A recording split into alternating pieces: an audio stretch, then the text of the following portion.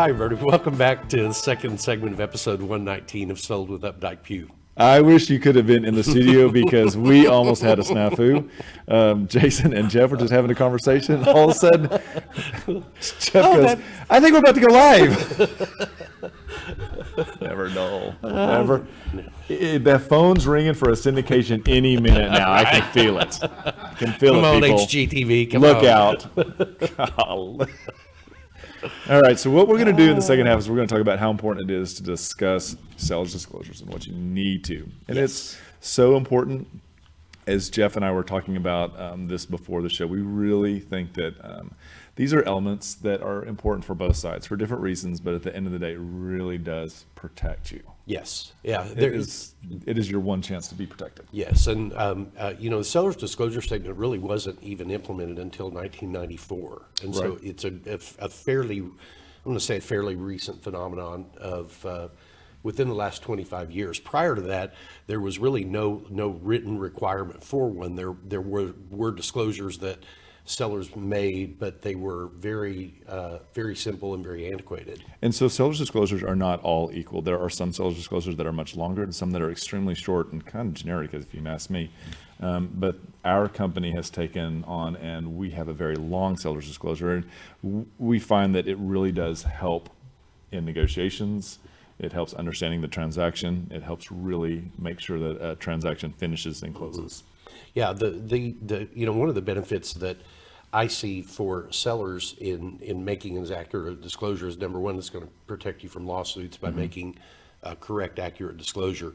But number two, especially in today's market, when a house comes on the market, many times there are multiple offers on it, and in that process of that, the seller provides a seller's disclosure statement.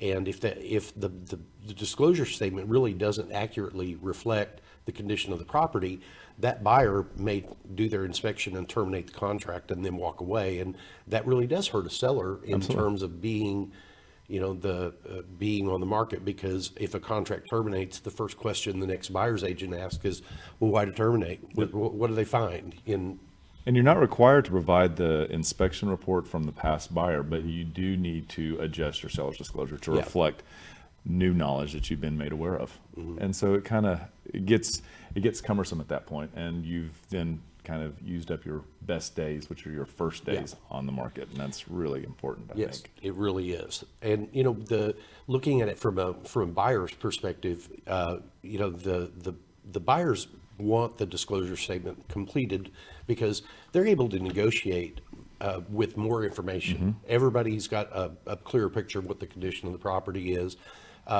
The trouble it creates for the buyer is if the buyer, when they go under contract, they're going to deposit earnest money. They're almost always going to buy an option period in which to terminate, and then they're going to hire an inspector to come out and do the inspection. So they're going to have, between the option fee and the inspection, they're going to have $600 or $700, $800 worth of money that is gone if they terminate that contract.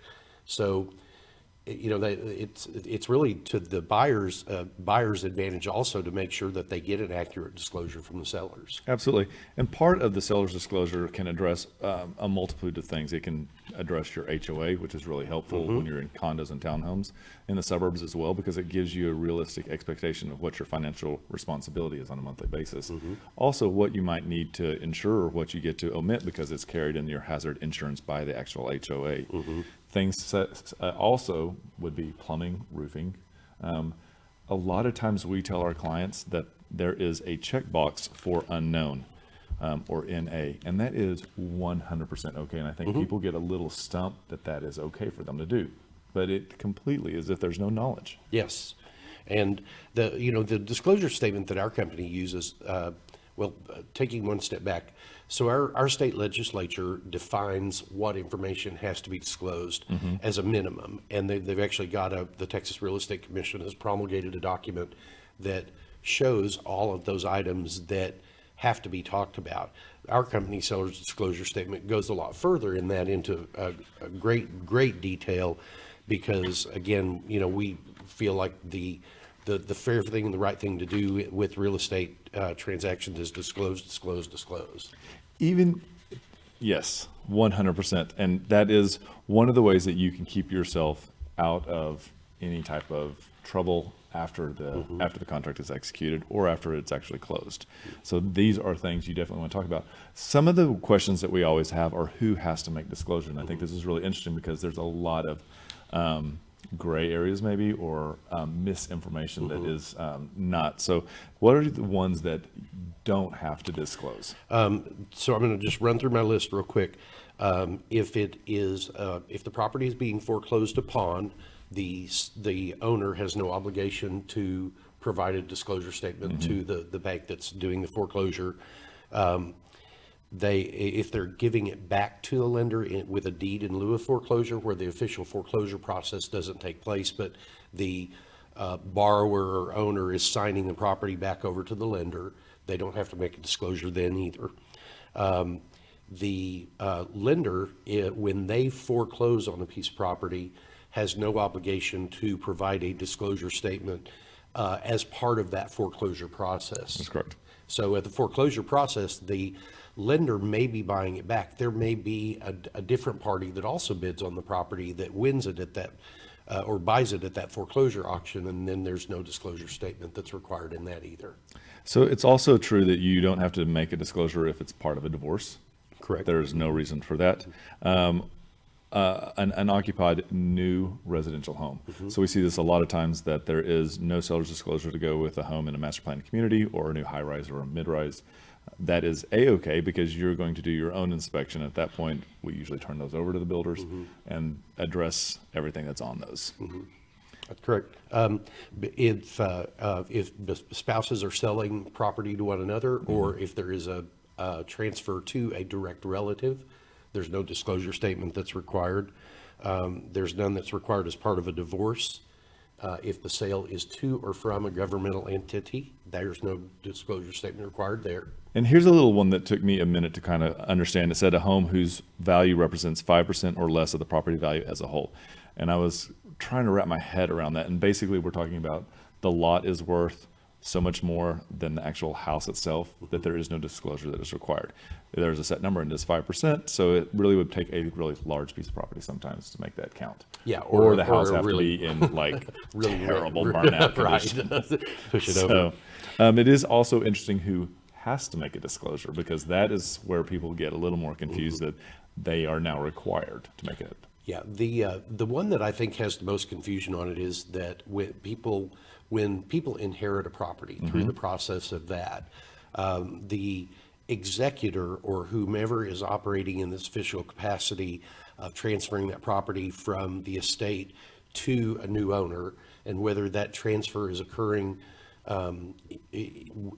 to an heir, or if it's being sold, the executor has no responsibility to do a seller's disclosure statement on that.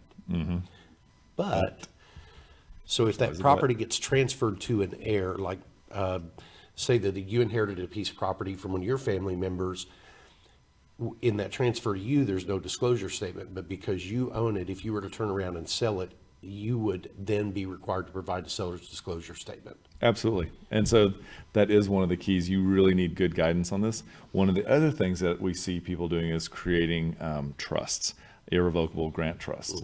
And those are created, and they still are required to provide a seller's disclosure. Just because it's not in that person's name doesn't mean you're going to be scotch-free. So it is something to think about. Yeah, it really is. So I think the one thing to remember about disclosures is that if you don't disclose, is that your neighbors will disclose for you. Yes. And there is no ifs, ands, or buts. They will immediately, if there is a rift between a seller and the neighbor, the first thing that neighbor is going to do is walk over to the new homeowner and ask them how X, Y, and Z repairs were handled. It is guaranteed they're going to do that. I think before we close, let's do, people always ask, do they have to be notified about death on the property? And that's a really important thing, because it really goes back to like people are comfortable or not comfortable with just the facts. Yeah, you are only required to provide that kind of disclosure if it was a result of a violent death. And so suicide, murder, that all of those things, you would need to disclose that. There are, I think anytime there is a death on the property that you have knowledge of, it's probably a good course to disclose that, just because it is one of those things that some people internally, Can't. would not buy that house over. And, that, It would just not become an option for them to actually live in the house. right. And again, like we just said, your neighbors are going to tell them. Yeah. So disclose. It is the key to a happy transaction. It is. Well, we hope you have found this very interesting. Again, we've got the comments. We'd love to hear what you have to say. And as the market heats up, if you're looking to buy or sell, let us know. We'd be happy to help out you with that transaction. Thank you for joining us at lunch today. And we remember, we want to be your realtors for life.